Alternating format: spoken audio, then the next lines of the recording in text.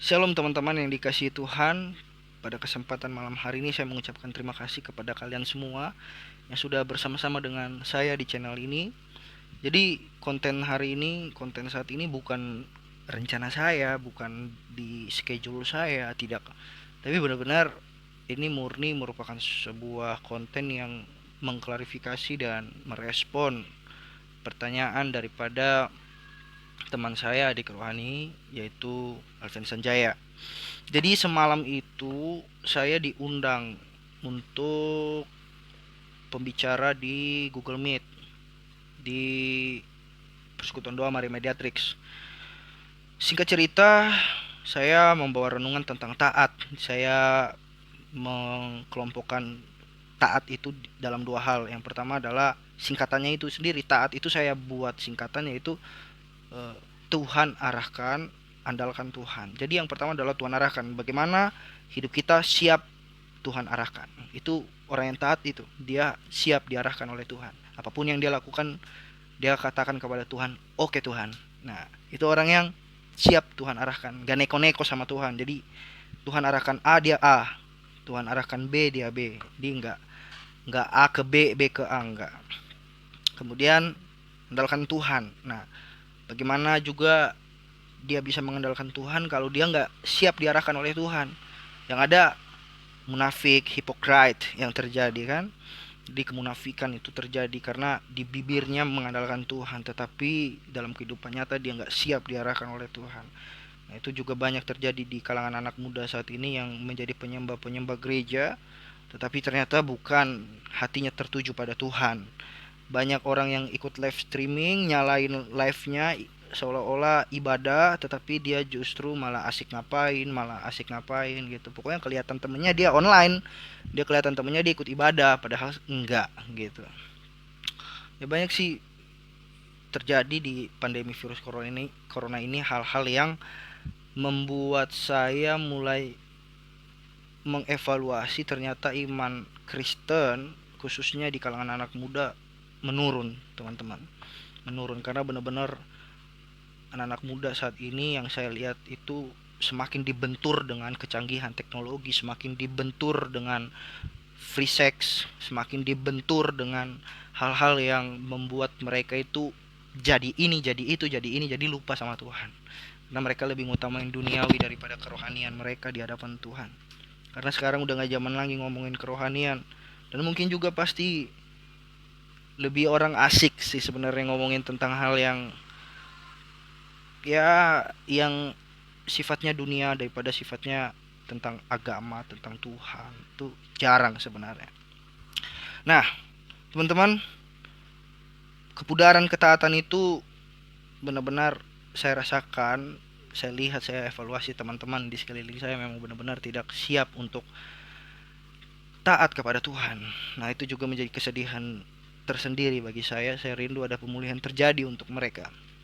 Nah, kembali ke topik pembahasan. Alfian setelah saya membawa renungan singkat semalam di Google Meet, dia bertanya, sebelumnya saya merepresentasikan firman Tuhan saya dengan tokoh Alkitab yaitu Yusuf. Yusuf tidak didapati berdosa di hadapan Tuhan dan dia taat sama Tuhan.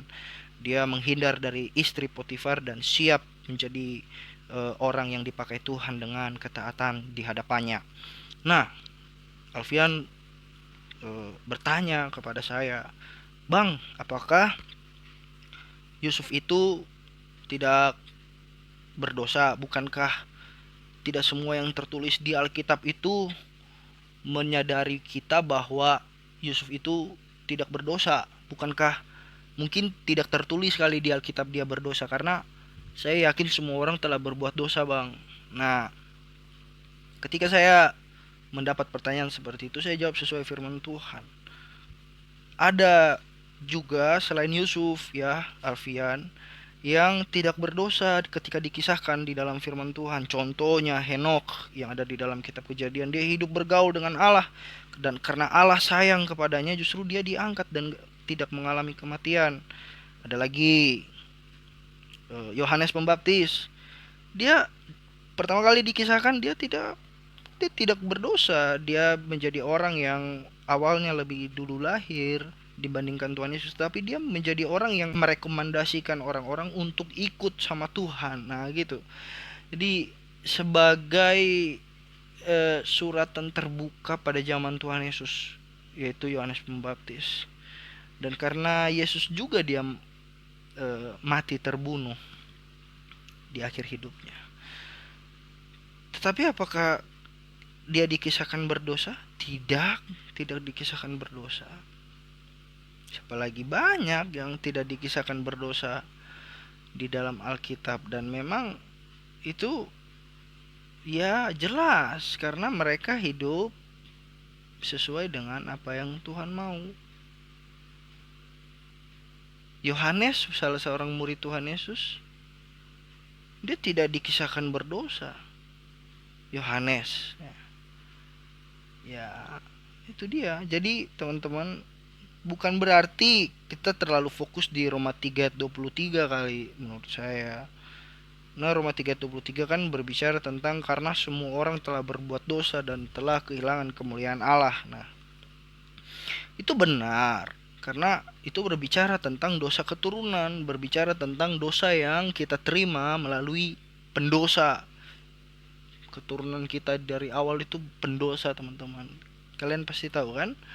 Adam dan Hawa, mereka adalah pendosa di hadapan Tuhan karena mereka melanggar titah Tuhan.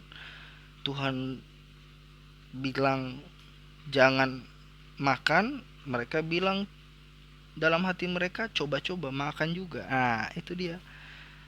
Nah, teman-teman, kenapa saya berani katakan bahwa tidak tidak semua orang berdosa? Karena banyak tokoh-tokoh Alkitab di dalam kebenaran firman Tuhan, Tuhan justru tidak melihat dosa keturunan itu, justru mereka dipulihkan dengan kedekatan mereka dengan Tuhan, dengan mereka bergaul hidup intim di dalam Tuhan, sehingga mereka selamat gitu.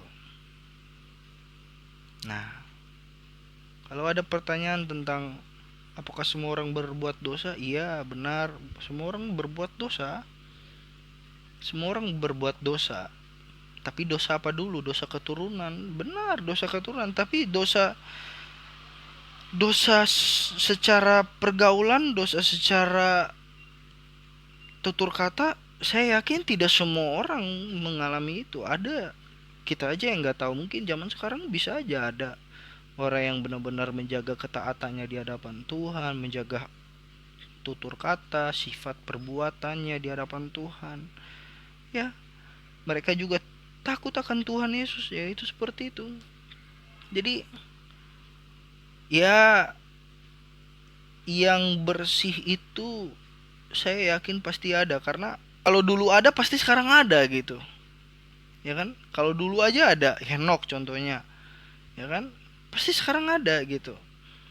Ya minimal dari 1 miliar itu paling ada 4-5 orang lah contohnya gitu ya. 1 miliar orang tuh ada 4 sama 5 gitu. Ya. Karena memang saya juga sadar kenapa saya nggak ngasih perkiraan tinggi-tinggi, cukup 4-5 orang di antara 1 miliar orang, karena dunia ini semakin hari ini semakin jahat. Nah, tapi saya yakin ada yang bersih secara sifat dan kata-katanya di hadapan Tuhan. Nah, teman-teman, kalau ngomong soal dosa, ya kita akan menyadari bahwa semua orang berbuat dosa secara dosa keturunan. Berbuat dalam kalimat dalam bahasa Indonesia itu sebenarnya bukan bersifat aktif saja, tapi juga bersifat pasif juga kalau dalam bahasa aslinya. Jadi artinya itu bawaan juga, jadi bukan hanya berbuat secara do something. Sebagai anak Tuhan kita harus benar-benar jaga kekudusan kita sehingga kita bisa sama seperti Henokh, Yusuf, Yohanes Pembaptis. Ya, jadi jangan minder karena kita sudah ada dosa keturunan ya. Tapi Yesus Kristus sudah mati buat kita gitu. Ya setidaknya kita oke lah, kita akui ya kita nggak bisa perfect kayak mereka tadi, kita akui itu, tapi oke lah, setidaknya kita bisa menjadi orang yang takut akan Tuhan.